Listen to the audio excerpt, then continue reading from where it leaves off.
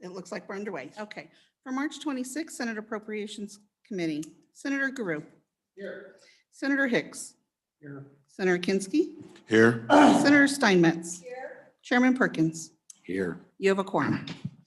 Thank you. Hail, hail, the gang's all here. So first bill for our consideration today is, do we have anybody here on coal-fired generation facility closures? Representative, come on forward. We'll knock, this is a re-referral, so on re-referrals, obviously we're just here to look at the appropriation. So what we like you to do, Representative, I think this is your first time in front of us. So what we'd like you to do is give us really just a 30,000-foot thumbnail of what the bill does, then go into the appropriation, what the appropriation's for, how we came up with the estimate for the appropriation and how it'll be used. So anyway, go ahead. We'll turn it over to you, Representative. Thank you, Mr. Chairman. Thank you to committee for allowing me to come here today. So the 30,000-foot view is we are having an issue in the state of Wyoming with outside states putting limitations upon our power generating cooperatives as to how they can generate their power. The most recent was from the state of Colorado in 2019. They passed legislation that said that we have to have an 80% renewable portfolio for tri-state energy cooperatives. Tri-state, then being mostly a Wyoming generated power cooperative, is having to look at the potential of shutting down or closing down coal-fired generating units because to make that 80% demand. And so we have some precedents in the North Dakota versus Minnesota case where they actually had Minnesota telling North Dakota and South Dakota what they could generate power with. And that's a 2011 through 2014 lawsuit that in the end, North Dakota did win over Minnesota, stating that you can't breach Commerce Clause and clamp down upon us. And so this bill in front of you would be giving the governor a litigated fund to state that you can go against any state that goes against our Commerce Clause. Currently, California, Washington, obviously we know Oregon and Colorado have in some way, shape, or form gone against how we generate power in the state or how we export our coal. We know there's a coal litigation going on currently.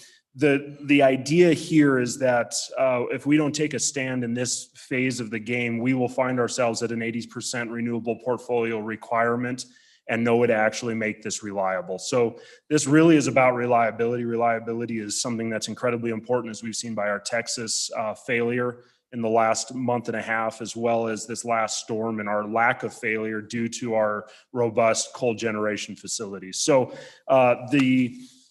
originally we had a $1.2 million appropriation in here that would have been an overflow off of the coal port litigation fund. That has been brought down by House appropriations to $500,000. And the reason why I feel like we need to keep this in here for two reasons. I've had people say, well, why can't we just have the Attorney General just bring this lawsuit? And that's a very legitimate point, but when we have that fund in place and we have that directive from the legislature saying, hey, this is important and we need to walk in this direction, it gives a little more pressure to the executive branch to actually to make reality out of that. And this fund would help with the professional witnesses and make the process actually happen. And so currently $500,000 is sitting in that. And I believe that is going to be adequate to get the ball rolling and hopefully get us into a position where we can do a kickback against, in this case, the state of Colorado on their 2019 legislation that did impede the ability for coal-fired generation in the state of Wyoming. And I guess a little closer to home, House District 4, it's LRS that is potentially going to be on the chopping block through this litigation. So that's definitely pretty close to home for me, Mr. Chairman. Thank you, Representative Harrelson. Any questions for the representative? Mr. Chairman. Go ahead, Representative Kinski. Representative, I applaud the effort and the sentiment. I'm just not sure the need for more money in the governor's office for coal litigation. There's coal litigation funding there now. He has in fact been pursuing coal litigation. And we at his request, we restored 2 positions to the Attorney General's office specifically to help him pursue coal, oil and gas and energy related litigation. But I might be missing something. What need is this fulfilling that's absent now? Go ahead, Mr. Representative. Chairman. Senator Kinski, thank you very much for that question. And so currently we do have a case that's going before the Supreme Court on coal port litigation. We don't have anything currently in regards to energy portfolio litigation. And the reason that it has, I mean, let me back up. I don't know why we haven't lodged a lawsuit in this realm as the state of Wyoming, because this is not the first time we've seen an impeding upon our state's generation through that type of a legislation. But this would actually be bringing us into a whole nother series of lawsuits just against energy portfolio requirements placed upon the state of Wyoming through our energy producers. Follow up, Mr. Chairman. Yeah, ask your question, Senator. Go ahead. So, but there's been a lot of activity in the legislature on energy portfolio work and one of the large utilities. Have you had a conversation with the governor's office or the attorney general's office to know whether they have considered or are considering this type of litigation with the funding they already have? Mr. Chairman, Senator Kinski, we did talk to the governor's office, and honestly, when we talked to them, they were like, you know, that's a really good idea, and that's something we probably need to work towards. We love the idea of this bill. That's how they went. And I understand this is putting another pot of money, if you want to call it that, in their hands. But at the same time, I think that if we were to, when we place this into position, it's actually, it requires a movement. It requires to say, okay, hey, this is here. They said, we love the idea. We would love to walk down this path. And we can then sit there and say, hey, you know, we have this bill 207, it did go through. We have this amount of money that you can use for this litigation case. Let's get moving forward on this. Let's get the process going, because we understand the judicial branch isn't a fast moving process.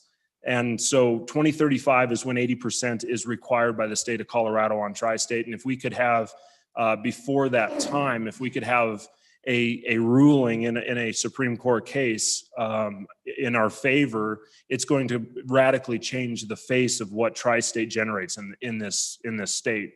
And so the governor's office has not actually taken these steps, but they're open to taking these steps and would love to be able to have the ability to take these steps. And they felt that this would help in that ability. Mr. Chairman. Go ahead, Senator. So the idea was new to them, or the idea was not new to them, but they felt they didn't have the funding to pursue it? Mr. Chairman, Senator Kinski, I wouldn't say it was new to them, but I think it was novel to them. I think that it was something where like, wow, I guess we really hadn't thought about pushing back on that aspect of it. And they honestly, the North Dakota, Minnesota case was something fairly new to them. They had not noticed it, and it actually didn't make it to the Supreme Court. It was a U.S. Circuit Court where it actually was taken and ruled upon. It was brought back a second time on a repeal, and the state of North Dakota won on a second repeal.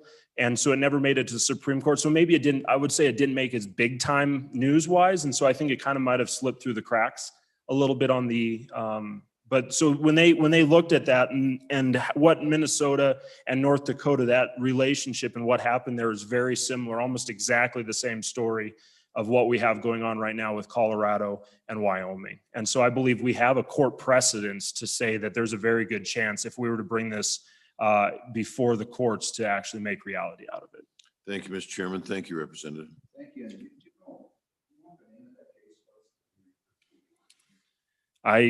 If you wouldn't mind, Mr. Chairman, I will find it right now. Okay, any other questions for the representative? You have it? No, Representative, our Senator Simons has it. Okay. So we'll get there. I'm just curious, want to do it. And I'm just curious if you know, often state litigation between states can have original jurisdiction in the Supreme Court. Do you know why was the North Dakota, Minnesota case, Why was that in a circuit court, and did they just not file it in the Supreme Court, or do you know? And Mr. Chairman, I'm not 100% sure. Okay. I will be the first to admit that law is not my background. Okay.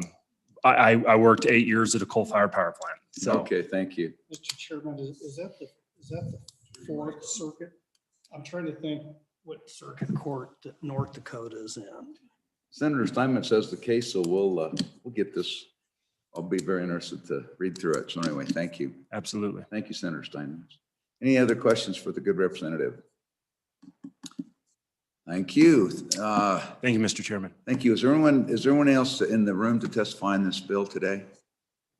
See, there's somebody behind oh, hi, Representative Duncan. I didn't see, I saw a shoulder behind the post over there. Was there anybody in the room, Karen?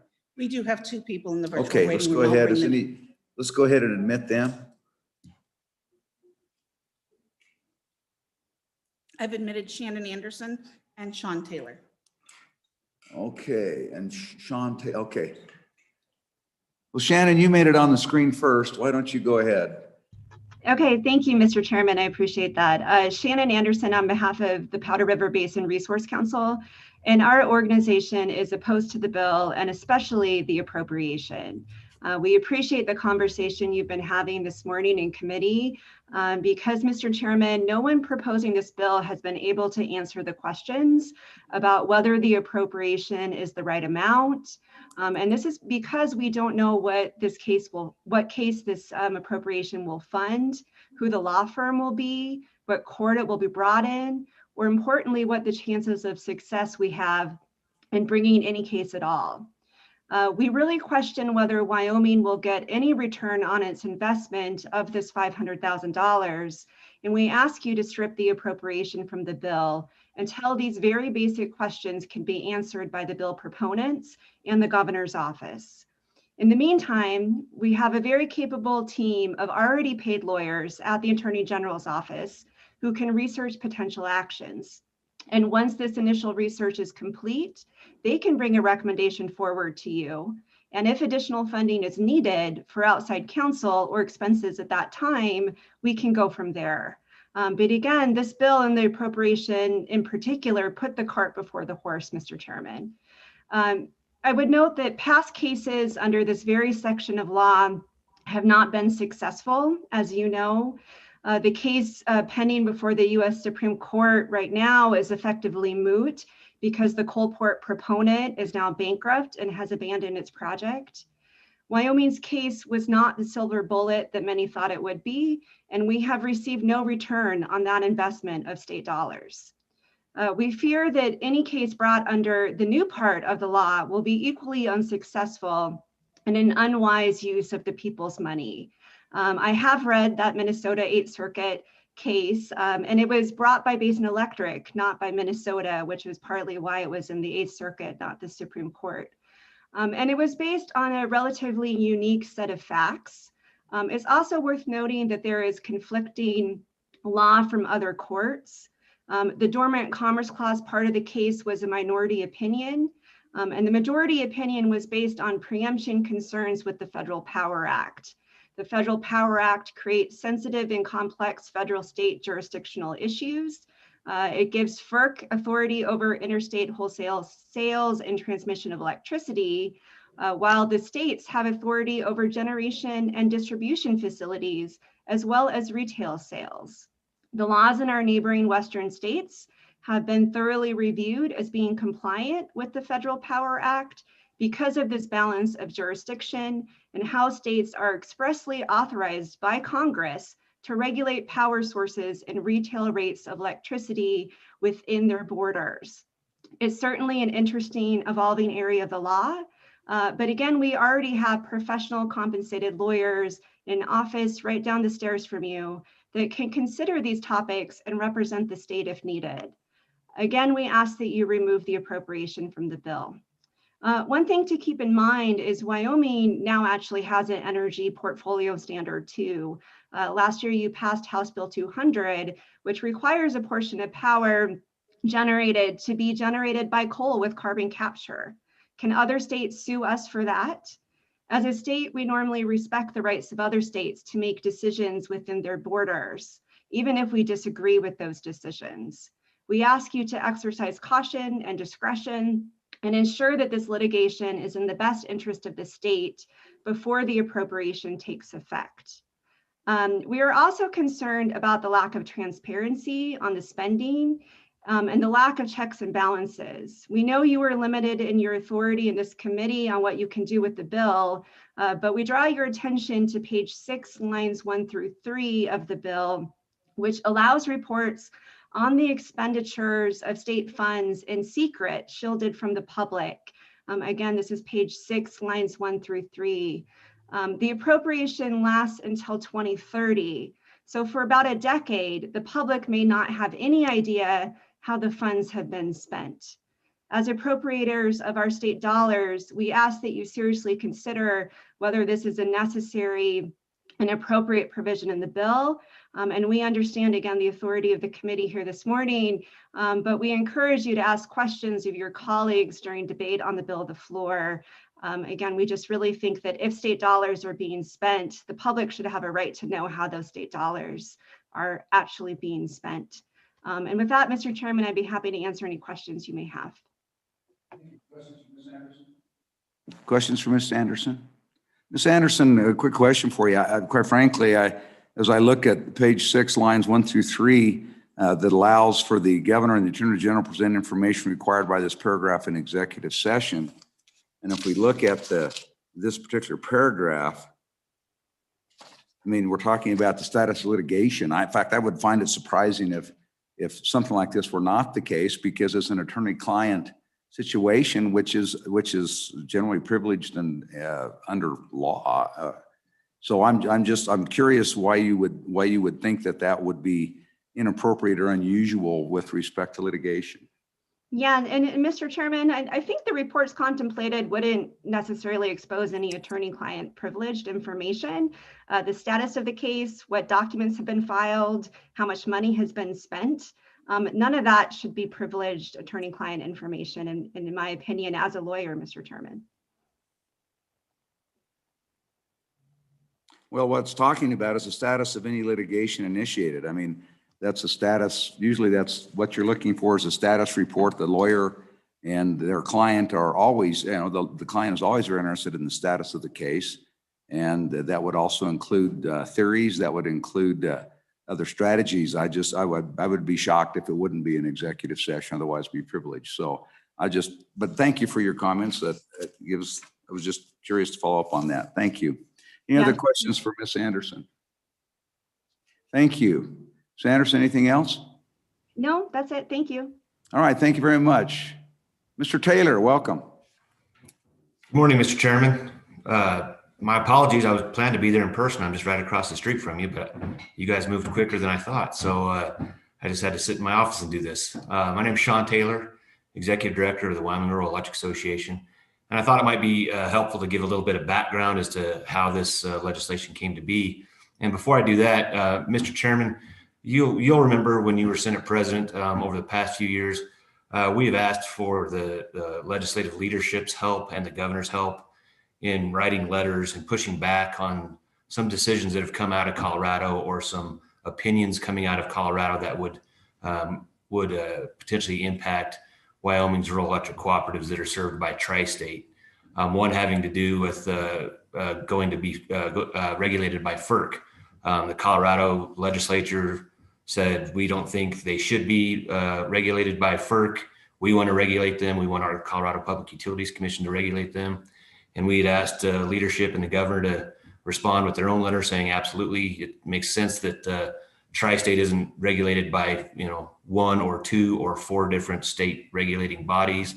And so we appreciate that help. So this isn't the first time we've come to you all asking for help. And so getting back to how this kind of came to be, there was a meeting at one of my cooperatives, Wirelek, up in Lingle, and they had invited Representative Harrelson, Senator Steinmetz, Representative Duncan, and Representative Hunt. And they were all on that call with a lot of the Tri-State folks to explain what was happening down in Colorado. And 2 things that happened that kind of spurred this. First of all, the Colorado PUC and the legislature passed a bill that said Tri-State has to file an energy resource plan with the Colorado PUC, and it has to be approved by the PUC. So they're already backdoor regulating Tri-State, even though they're regulated by FERC. And then the other thing they did was pass this 80% carbon emissions reduction bill. And you take those two together, and when Tri-State filed their first energy resource plan late last year, they had to do a bunch of modeling, right, to see how they could potentially meet this 80% reduction by 2030. And in that modeling, years out, it showed that Tri-State would probably or potentially have to curtail the amount of power they take from Laramie River Station out of Wheatland. And they are a minority owner in that power plant. And Tri-State somewhat made the mistake of saying in their ERP that this could cause the retirement of Laramie River Station, this curtailment of their share of the output. And that caught wind, and there was a story in the Casper Star about that. And Tri-State pulled back and said, we don't have the authority to do that because we're a minority owner. There's other owners in the plant, so they wouldn't have the authority to retire LRS. But the fact that Colorado was passing laws and implementing regulation that could potentially force Tri-State to not take a product from Wyoming, that caught the attention of those in the room and those that were in the room up in Lingle. And so we started talking and thought, well, we need to continue to push back, similar to the ways we asked you and the other legislative leadership to write letters and say, listen, Colorado, you can't, you got to stay within your borders. And so that's kind of how this bill came to be. And so we really appreciate Representative Harrelson and Representative Duncan and Senator Steinmetz vigor, if you will, to do something to push back and at least send a message saying, hey, we're paying attention up here, and you can't do something down there that's going to impact our folks here in Wyoming. And so with that, Mr. Chairman, obviously we support the bill and ask for your support, and I'd be happy to answer any questions. Thank you, Mr. Taylor. Questions for Sean Taylor? Thank you, Sean. Appreciate your time this morning. Thank you. Glad you didn't have to use up part of your 10,000 steps to come over and appear in person. I'll be over there in 5 seconds. Thanks so much. Do we have anybody else, Karen, anybody else in the room? No one else has raised their On hand this to bill? provide virtual. No. Anybody else present in front of us wishing to speak on this bill? All right, we'll go ahead and close off public comment. Move the bill. Bill's been moved by Senator Kinski, seconded by Senator Steinmetz. Amendment. Go ahead. I'd move that we restore the original appropriation. Second. Which was 1 point, what was it? 1.2. 1.2. All right, discussion. Senator Guru. On and against, we're just talking about the appropriation. And so when we talk about the bill, we'll talk about that on the floor. But, we've just been through a budget process. We cut the budget quite a bit, and I helped. I'm not saying that I didn't. There were a lot of programs that were cut more than I wanted to, but that's just the way it goes. But it seems to me that couple things that we did do is we added attorneys that we, at the request of the chief executive, to the Attorney General's office. Specifically, we were told for this type of reason, so we could litigate these types of cases. And so I believe we should allow that to happen, and we allowed the budgetary means to let it happen. And frankly, I don't think that we need to appropriate this amount of money at this time for this purpose, that we already have the resources in-house to do it. Thanks, Senator Guru. Thank you. Did I cut you off? I'm sorry if I cut you off. I didn't mean to cut you off. Any other comments or discussion? Senator Steinmetz. Thank you, Mr. Chairman. On and for the amendment. As you recall, the governor's request was 2.5 million. That's just kind of aggregating this out for a couple of different projects, and we had denied that, but I think we've put a lot of investment into worthy causes, and the return on investment on this one is a really lucrative thing for the state of Wyoming and very important for our citizens to have reliable baseload power. So on and for the amendment. Thank you. And I'll, Mr. Chairman, go ahead, Mr. Vice President. just to reiterate, the original request was 2.5 million for the governor for coal port export litigation. We reduced that to 1.25 million. And that was the estimate. If the other states joined in, would only be 1.25. This may be a single action by the state of Wyoming. This litigation is different. The bill's a little bit broader because this allows not only to litigate states, but also state agencies. We've had actions by the Oregon Public Service Commission, the Colorado Public Service Commission. It's towards generation, not export. And so it's going to take a separate set of experts and attorneys to litigate a different type of issue versus the state of Washington, for which the original $1.25 million was appropriated. This is bringing on additional litigation for a different area of generation. So if we're going to continue to add this on, then we need to fund this. And so on and for the amendment, that 1.25 million was under the assumption that we may have Montana join in that lawsuit on coal port export. So we know we have some empirical evidence if we're going to go to federal court over these, if that's a reasonable expectation of what it may cost to litigate. And so on and for the amendment, Mr. President. Okay, thank you. Mr. Chairman. Senator Kinsky. So I'm in favor of the amendment. Well, good, it's your amendment. No, I wanted to offer comment in response to my good friend to my right. And there aren't too many people who are to my right. Yes, You're one of them. You can't accuse Senator Guru of being to your right. I'm sorry. You can't do that. And we did have to go through the distasteful task of cutting many very good programs in the budget. And as you know, so much of our tax base is driven by coal. And if this litigation can just push back against the efforts, the war on coal, and stave that off even for a few years, that's potentially tens of millions of dollars, if not more, to the state of Wyoming. An injunction that would stop some of these efforts to give us a little bit of breathing room would be welcome. So I see this funding as actually potentially being able to pay dividends for years to come and stave off the further budget cuts, or at least reduce the amount that we have to cut if we could just keep our coal mines operating. Thank you, Mr. Chairman. Thank you. Senator Guru, did you want to rebuttal? You get to say I'm to your left. To my good left-wing friend. No, I participated and was in favor of the decision with regard to the 1.25 million for coal litigation with the Port of Seattle, because I think that's a states' rights issue. Only reason why we cut the funding, as you recall, is because we wanted to kind of spur the state of Montana to pony up to what their stated goal was to fund half the project. Also have funded, research at UW for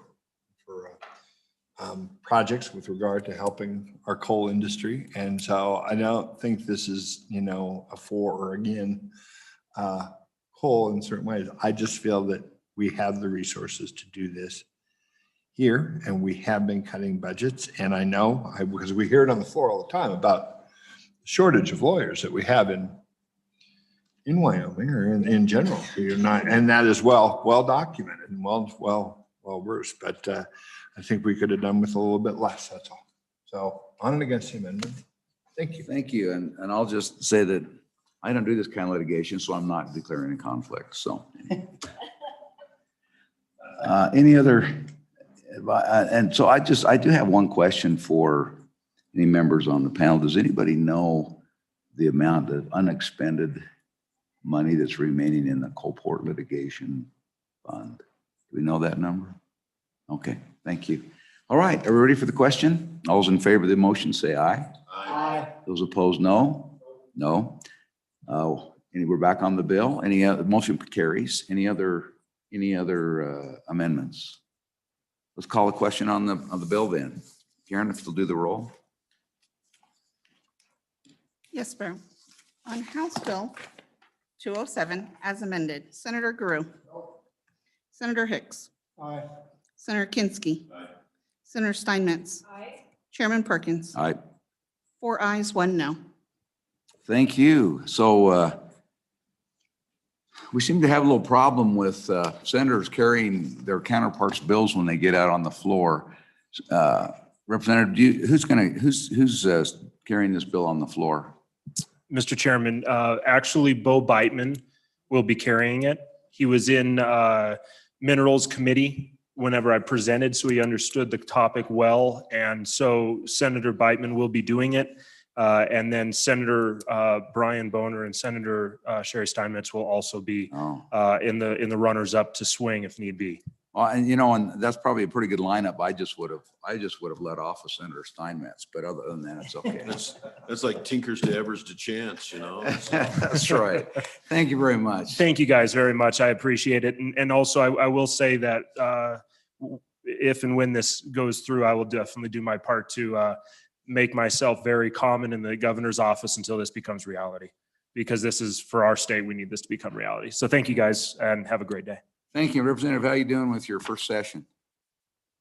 Good, so far so good, huh? Ask you in another week. All right.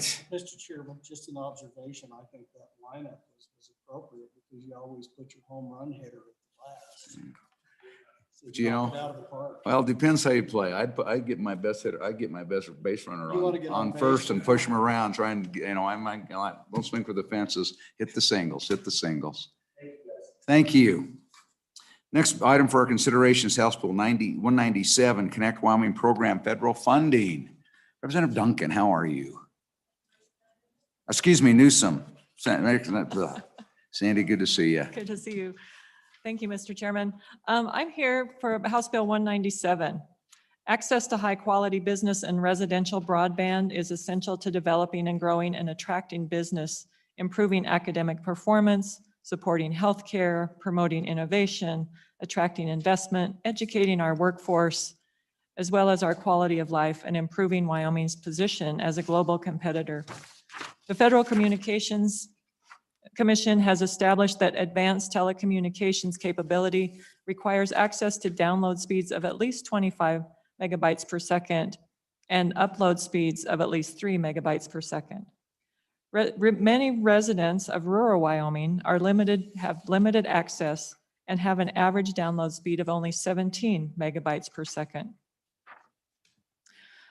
Of the Wyoming communities with broadband service, many lack access to multiple providers and therefore do not benefit from the competitiveness of the marketplace to help lower their costs and provide more service options. The FCC reports that 93.4% of communities nationwide have access to 3 or more broadband providers, while only 86.7% of Wyoming communities do. Wyoming communities with access to an average of 4 or more broadband providers include Casper, Cheyenne, Cody, Gillette, Jackson, Laramie, Rock Springs, Sheridan, and Torrington are larger communities. While these communities have access to an average of 4 or more broadband providers, it is important to note that in some areas, even in these communities, they may have limited provider access, depending on which technology is available. Areas with limited access include Bighorn, Crook, Goshen, Niobrara, and Platte counties, and there are approximately 116,000 people in Wyoming who have access to only one wired broadband provider. During the 2018 legislative session, Governor Matt Mead signed into law SCA number 36, which gave the Business Council some new tools to fulfill the broadband mission. That law provided $10 million to establish a broadband infrastructure grant and $350,000 to establish a broadband coordinator position at the Business Council and the Broadband Advisory Council to oversee the agency's effort. The Broadband Advisory Council implemented the Wyoming Broadband Survey, and those results indicated that 73, at that time, 73% had access to broadband services while 27% did not. In response to the 2020 COVID health emergency, Wyoming Governor Mark Gordon and the state legislators collaborated to develop a broadband expansion initiative to increase telemedicine, teleeducation, and tele-opportunities for those who reside in the rural parts of the state. On August 14th of 2020, the Wyoming Business Council approved 37 broadband projects totaling $86 million, which was paid for by the CARES Act funding. While these projects have improved broadband infrastructure in 15 counties and 54 communities, that funding was very limited in the time to complete those projects. Our work here is not complete. Several providers have projects in the pipeline that with funding could be completed. So what I'm here for is to put these broadband projects in the pipeline to be able to be funded with leftover CARES Act funding, as well as the new funding that will be received shortly from the federal government. So let me run you through the bill really quick on page 1. Well, I think we've got this. You got it? down. Okay. We've had. And the original bill had an appropriation of 40 million. Your Right. counterparts across the hall took that out because, of the fluid nature of this funding. But I'm hoping that you will look at those funding opportunities in alphabetical order, and we will call this triple A broadband will be the new name of this particular project. AAA broadband project in development. Okay. So if you have any questions. So I do have a couple. Well, first let's go to the members of the panel. Any questions? for I do. Thank you. And if you'll indulge me a little bit, Mr. Chairman, we usually just look at the appropriation, but when I was mayor in Sheridan, I spent a lot of time on broadband and with very little success. So 2 questions. The first is the easiest. Why hardwire? Why not 5G? Little community, you put up a 5G tower, you could get the speeds you need, and you don't have to worry about digging ditches and laying fiber. The second is exactly how does this work? Because I worked on it with a coalition of communities. We were trying to connect in northern Colorado up through Cheyenne, then run it up through all the rural communities up to Sherry Steinmetz's house, hooking back over through Gillette, and then on through Buffalo and Sheridan and into Buffalo where there's a big internet node, and it would have reduced latency given all the rural, small communities. And the problem was every provider who already had wire in the ground screamed. And they're making money with what capacity they have. They didn't feel they needed any additional capacity. They didn't want the government in competition with them. They saw this as competitive. And the only answer was to just build it for them and give it to them is the only way I could figure to get them on board. And so how and of this last round of internet, Dayton was one of the communities identified as being small and in need, or Ranchester, small and in need of help. They've got an internet provider there, and he believes that what he's providing is sufficient, and he doesn't need the state of Wyoming with COVID money in there. So how do you thread that needle into this program? Go ahead, Representative. Thank you, Mr. Chairman. I have some folks in the room that may be more appropriate for them to answer those questions. I am certainly not a broadband provider, so I'm going to maybe defer to our friends in the room that will have answers to that question. Okay, they've got that. Go ahead. Just hold that thought, and we'll finish up with Representative Newsom. We'll get there. So anything else? Representative Newsom, so I'm just earlier, I think the Senate passed out Senate File 76 broadband, which dealt with middle and the middle mile. And on broadband, I think there was also anyway, there was at least that one in broadband. And what's the difference between what this bill seeks to do and what Senate File 76 seeks to do? If you if you know? I am not familiar with Okay. Senate File 76. I'm sorry, I didn't do that bit of research.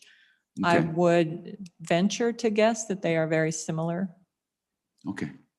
All right, thank you. Any other questions for, thank you, Representative Newsom, appreciate it. So we'll go ahead and, is there any other, Representative Flintner, did you want to address this? Or are you just here to watch? Mr. Chairman, committee, Welcome. thank you. I wasn't, but just to address Senator Kinski and his concerns, our local internet provider, we had been knocking on their door for a couple of years prior to the federal magic money that was leveled upon us from COVID. And we had a local group of economic development folks that were trying to push them to develop broadband in the shell out area specifically. And they said they couldn't do it. Excuse me a minute. They said they couldn't do it because of the cost. They already provided high speed, but not the 5G broadband because of the cost. But they immediately jumped on these dollars when they became available. And so I have it right to my door at this point. So they were willing and able to seize this opportunity and take advantage of it. And they were actually the ones that approached Representative Newsom and myself about pushing just, the ability to be able to access further funds if they become available. So they're willing. I don't know about your folks on the other side of the mountain, but. So Mr. Chairman, then, so there it was just a direct payment or compensation to the company to install in rural areas because they couldn't make the business case for it. Exactly. And for Right. some reason, this provider in Ranchester, they see this as actually somehow going into competition with them. So it must be, there must be various approaches in various communities. Yes, sir, and I can't answer Yeah. that. That'd be a Thank good you. question for the provider. Sounds like you have better speed than I do. I do, and I'm the envy of folks. I don't know why they came all the way to my door, but they did, and I appreciate it. What's that? I didn't hear that. Jimmy probably called ahead, but anyway. Right. Thank you. What's that? It did help. Yeah. Thank you all. Anyway, thank you. Anybody have any questions thank you, Representative Flintner. So we'll go ahead and we've got a question pending back here. Come on up and if you would answer and if necessary, amplify on Senator Kinski's question. Good morning, Chairman Perkins, Appropriations Committee. I'm Mike Morris with Charter Communications. Mike, can you pull the mic a little closer? Thank you. Is that better? Sorry, I thought you were going to ask me a question, but Charter Communications supports this bill. This Connect Wyoming broadband was able to bring internet to some rural communities across Wyoming. If there was a short timeline, so a lot of those projects were not able to get done. If this bill goes forward and is funded, we'll be able to look at some of those unserved areas of Wyoming and bring internet. Any follow-up, Senator Kinski? Yeah, the two questions I had for Representative Newsom were, one, why hardwire? Why not just a 5G tower and reach that many more people, I presume, at lower cost? And so second, how does this work? Is it just a direct compensation to Charter for installing areas that you otherwise would not install? Is just the state out of the federal funds just writes a check to Charter and reimburses them for installing to these rural communities? Is that how it works? What's the mechanism? Chairman Perkins, Senator Kinski. So the process was through the Federal CARES Act, the Wyoming Business Council received $100 million to grant for broadband build out across Wyoming.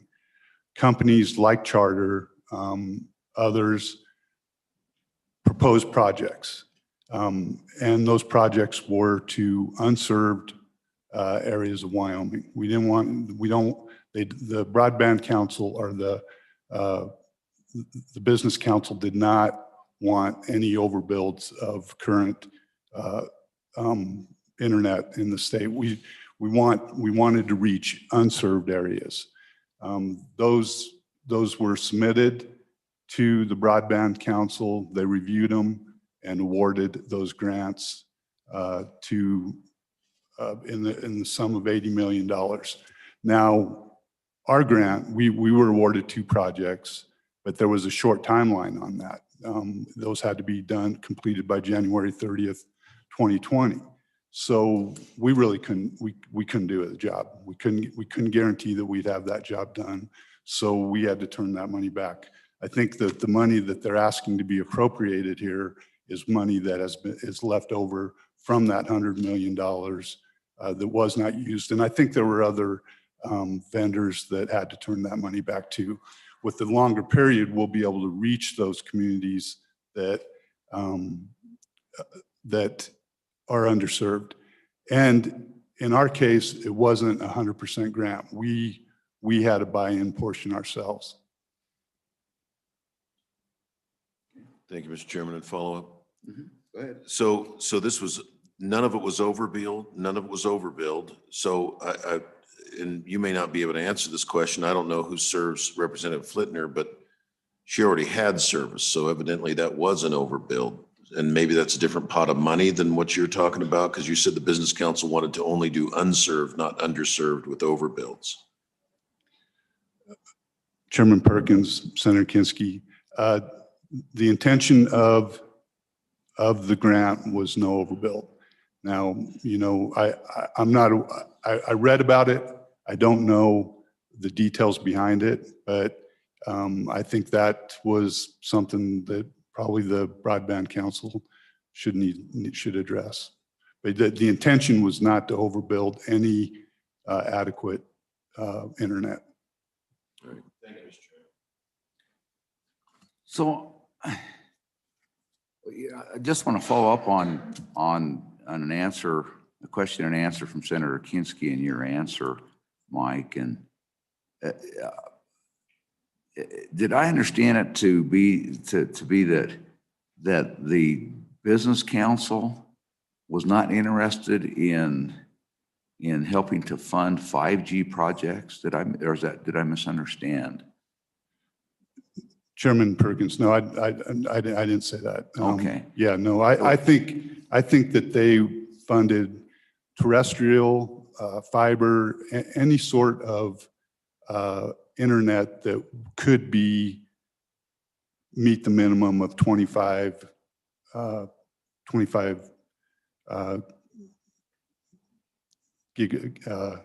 megahertz or gigahertz. Yeah.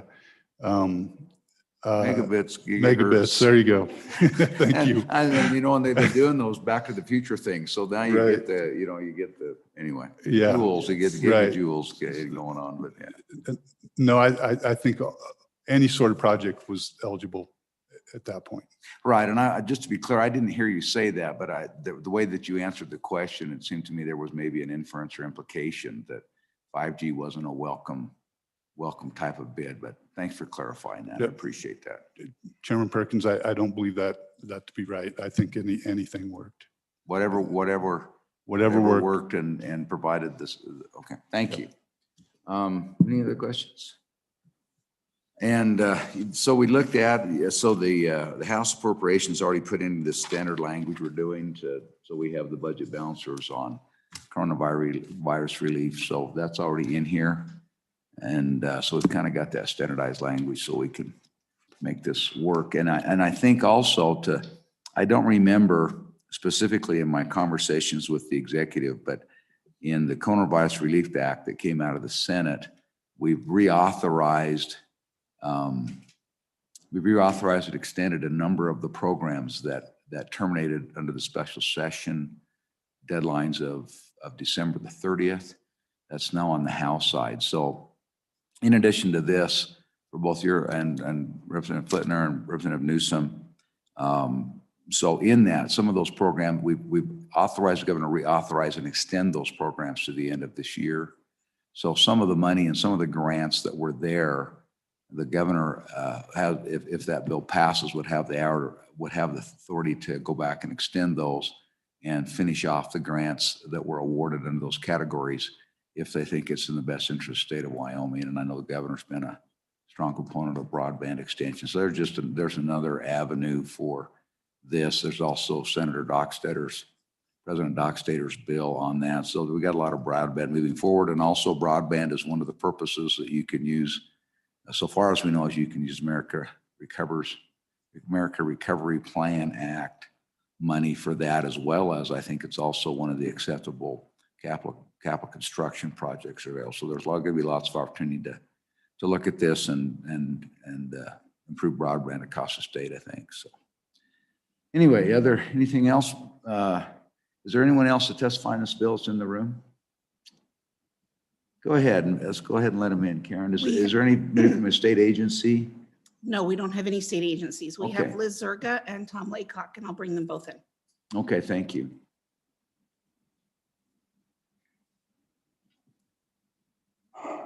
And thank you, Mike. Appreciate your time today.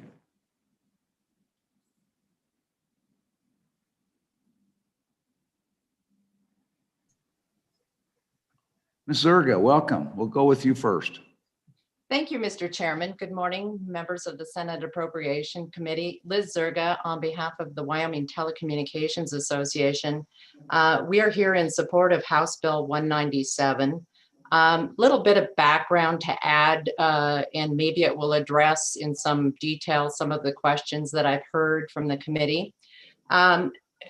When the CARES Act money was utilized for Connect Wyoming, the Wyoming Business Council received almost $190 million worth of applications for broadband projects. Those were projects, as has been indicated, to serve areas that are unserved. And the definition of unserved was those areas that did not receive what is now the federal standard for served, 25 megabits per second download, 3 megabits per second upload. So you could have a carrier in the area, but if they did not provide 25 megabits per second download, 3 megabits per second upload, that was considered an unserved area.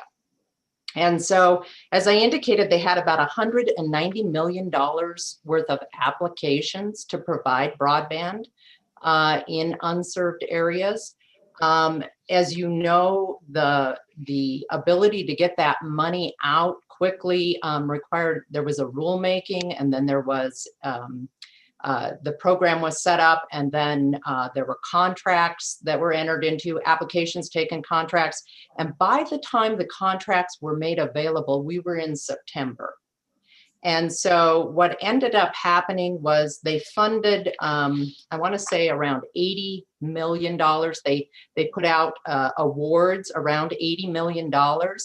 But because time had elapsed, some of the carriers had to turn that funding away because they simply could not complete the projects by December 31st, 2020.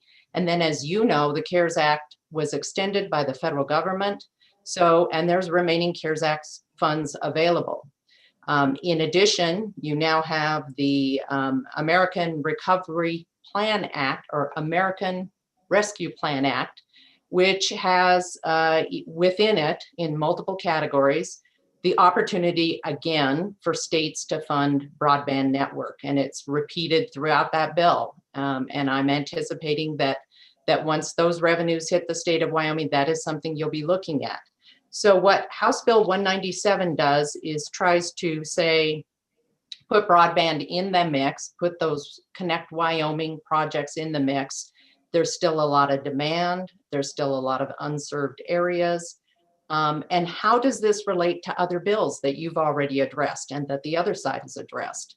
So there was a question about House Bill 176. I think I have the number right, Mr. Chairman.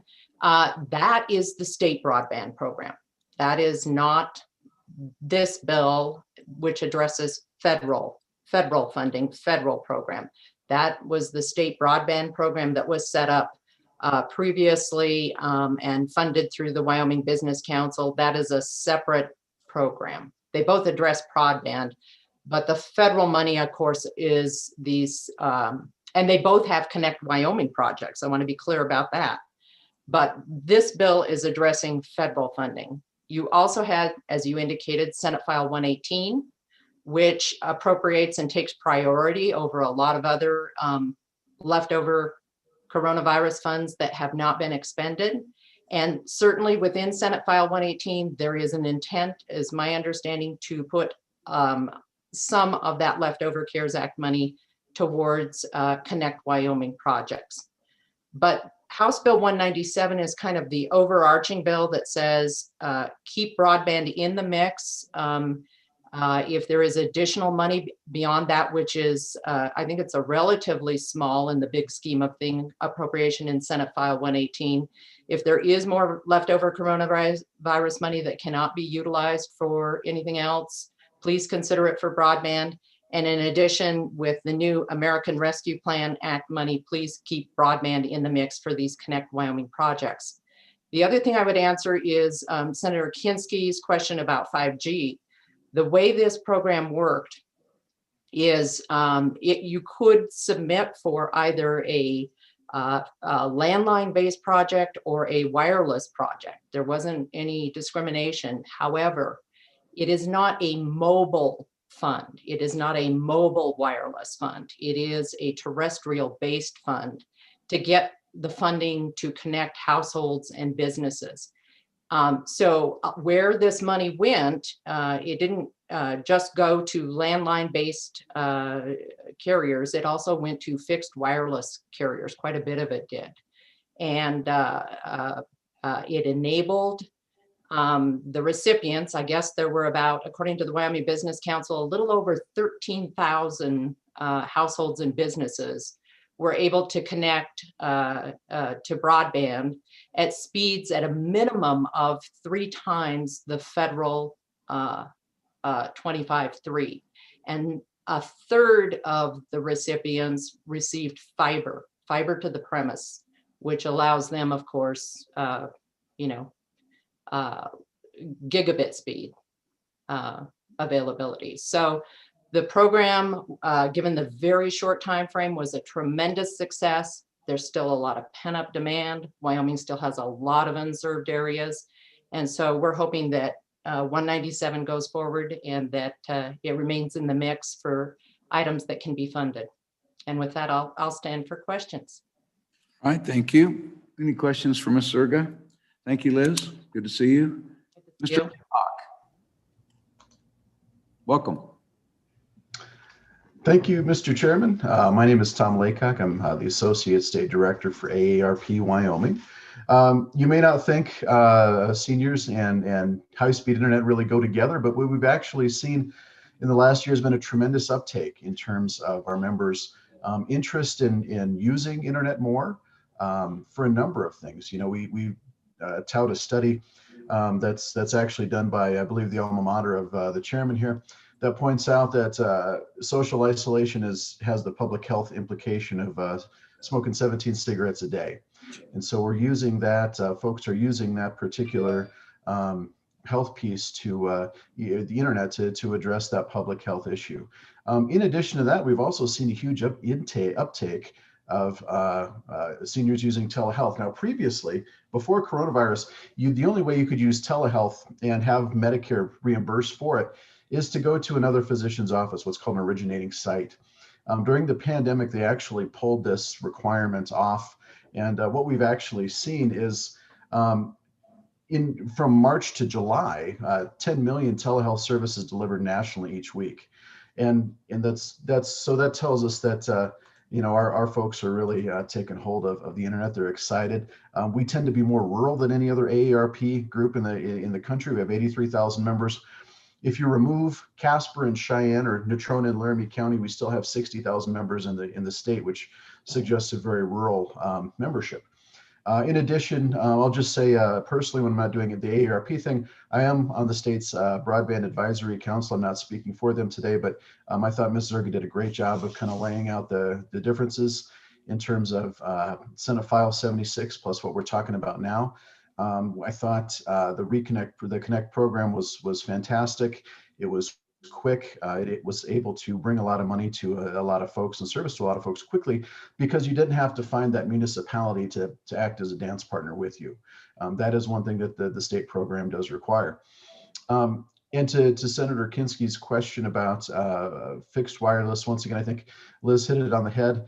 That is, I don't believe it had to be a wired connection. In fact, I was talking to a provider not too long ago about putting a fixed wireless solution right about here on our background. And, the only thing that was keeping him from doing it was, unfortunately, the short build season that we had. And so extending out the build season for this year, I think would be a fantastic thing. And just making ourselves ready to be able to spend that money should more ARP money flow through. So that said, we very much appreciate you hearing the bill. We very much support the bill and thank Representative Newsom for bringing it.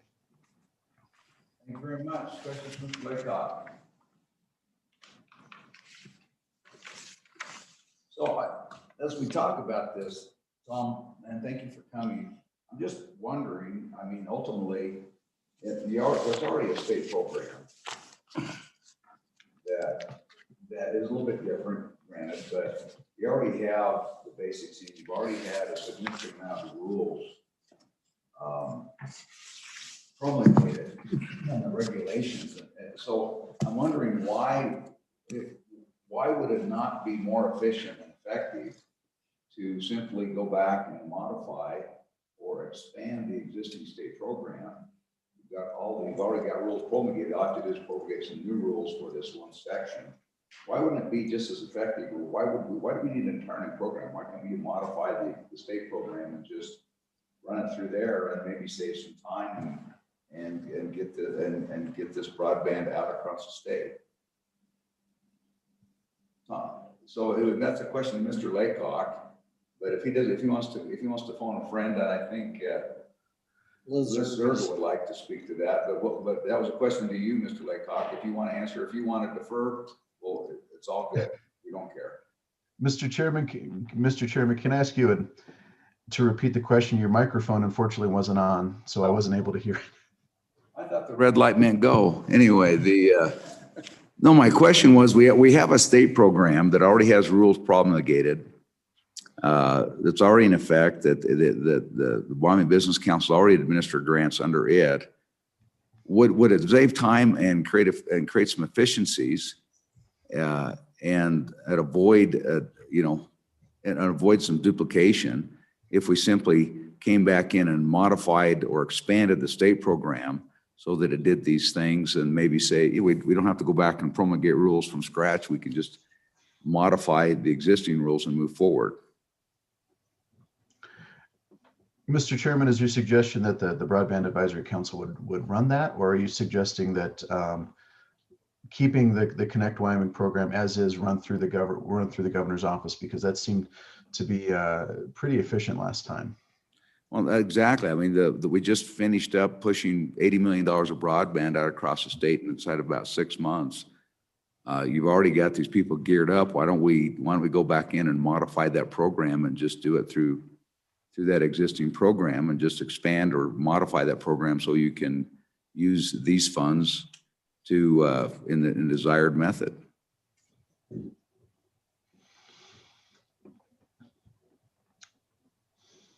Mr. Chairman, I think that's a policy decision that you guys certainly could make. Like I said, I have to give kudos to the governor's office and Business Council for pushing out the money as quickly as they did and coming up with the process as quickly as they did. Ms. Zerga, I know, had her hand up. She may have a thought on that as well. Okay, go ahead. We'll go to you, Ms. Zerga, and then we'll come back to Mr. Morris, I think it is. Go ahead, Liz. Thank you, Mr. Chairman. There's two different sets of processes. There is the Connect Wyoming program that was run for the federal coronavirus funding, which was through the governor's office and the Wyoming Business Council. Very efficient, very quick, and that is what we would propose for House Bill 197. There is the state broadband program, different set of rules, different, don't want to go there. It requires a lot of different things, a lot of different hurdles. So I think House Bill 197 is set up to run just like the Connect Wyoming program for CARES Act. And that's where I think you would, that's the most efficient, gets the money out quickest, already there. All right, thank you. Mr. Morris, did you want to wade in? Chairman Perkins, no, Liz hit it around the head. Okay. The program's already stood up. We just want to go ahead and fund it now. Okay, thank you. Mr. Chairman. Just want to say, is there any other public comment or do you have a question? Well, I did, before we close, I did want to just put something out there for Mr. Morris and for Liz. And you don't need to follow up on it now. I'd appreciate a follow-up later, perhaps to myself as well as to Representative Newsom and Flitner. On the 5G, you said it, well, it's just a mobile application, which is, to my understanding, is not true. That there are applications where a home internet box, like, you know, your box can receive a 5G signal and distribute it out to the house. My kids cut the cord a long time ago. They just come home with their data plan, lay the phone down, it's on a hotspot, and they run every device in their house off of 5G. So I don't know that 5G is just a mobile application, and I'd still like to see that explored because I think that has greater potential for rural Wyoming than trenching. And but we don't need to spend more time on it, Mr. Chairman. They can just follow up later with myself and Representative Newsom and Representative Flitner with some information. Mr. Chairman.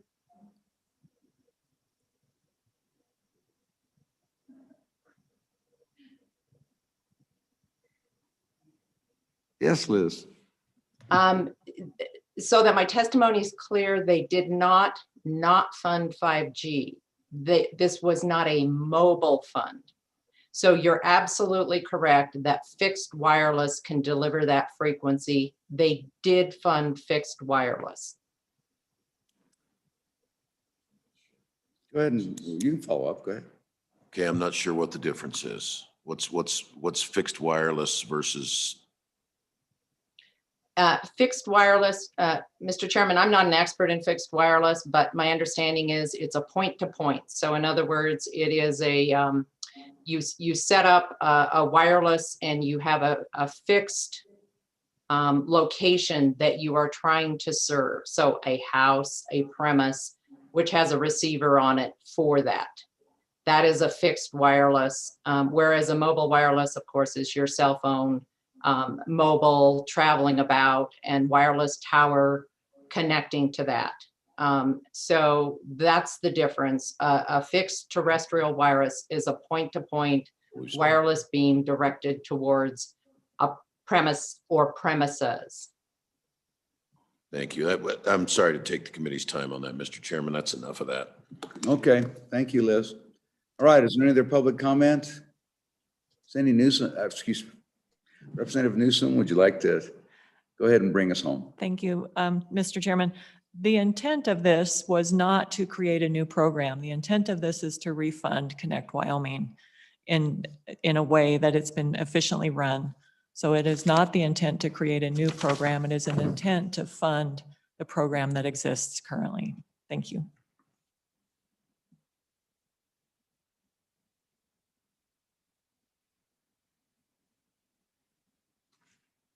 Okay, thank you.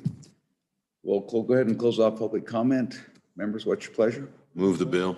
Then moved by Senator Giroux and seconded by Senator Kinski. Question for you, Mr. Chairman, because the CARES Act funding and the reversions from that was your wheelhouse. And so I'm not as conversant as you. I thought we had a bill that said every program that had been created last year was kept in place and that we were going to capture reversions and then redistribute. I thought Connect Wyoming was already kept alive in that bill. It was. So if you go back to Senate File 118, and there ended up being two pots of money as we modified the bills, went through the House. There was the unencumbered and unexpended amount, which was 20 million.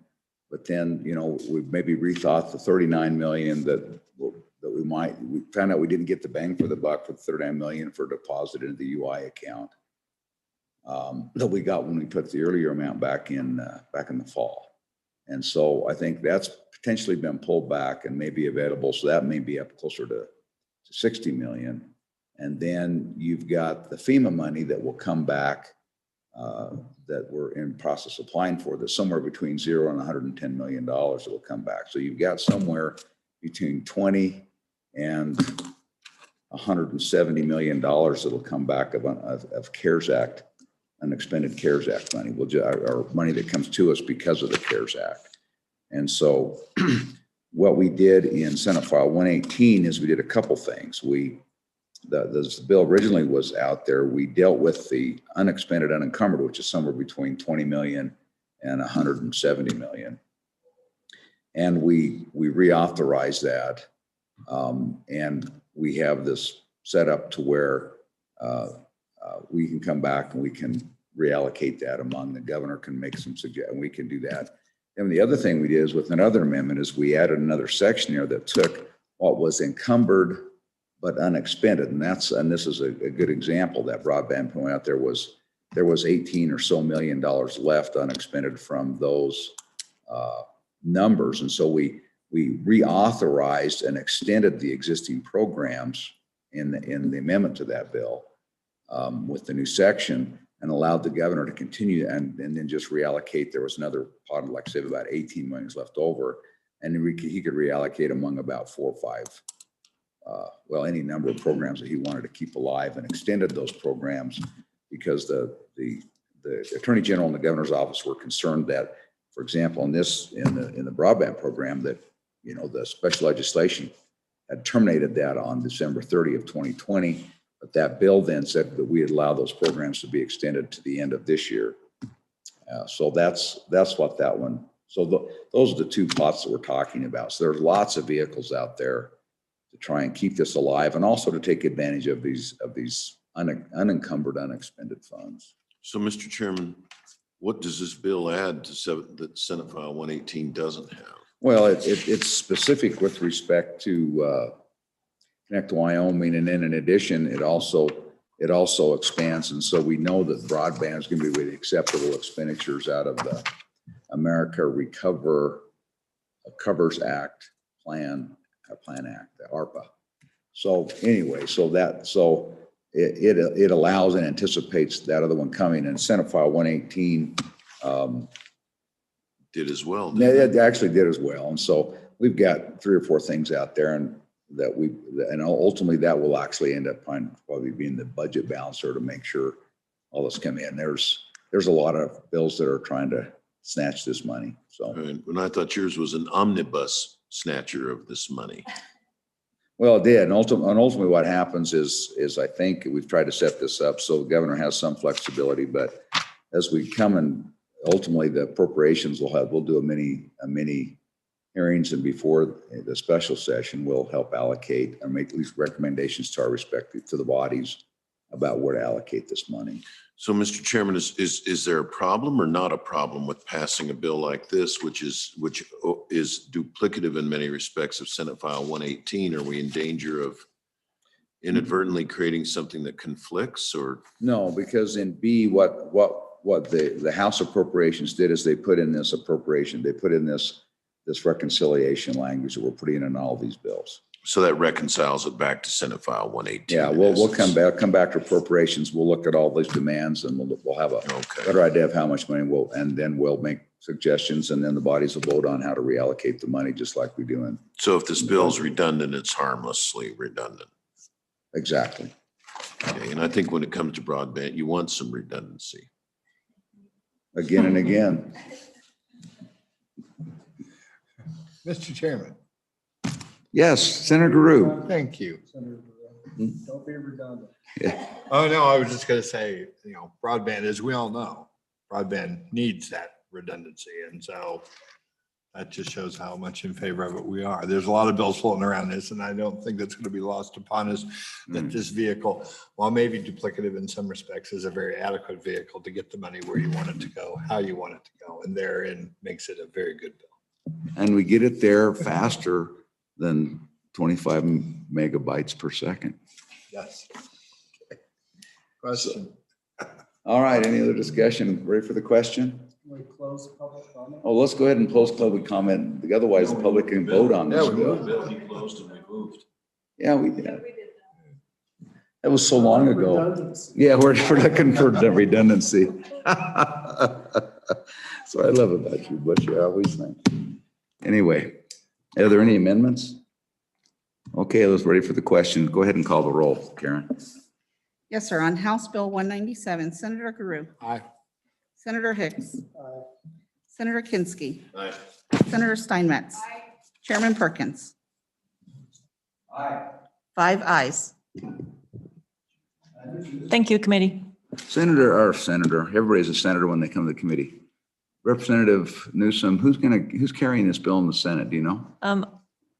Senator Cost has volunteered, been voluntold. Does he know that he's been, does he know he's been voluntold? Yes, he does. Okay.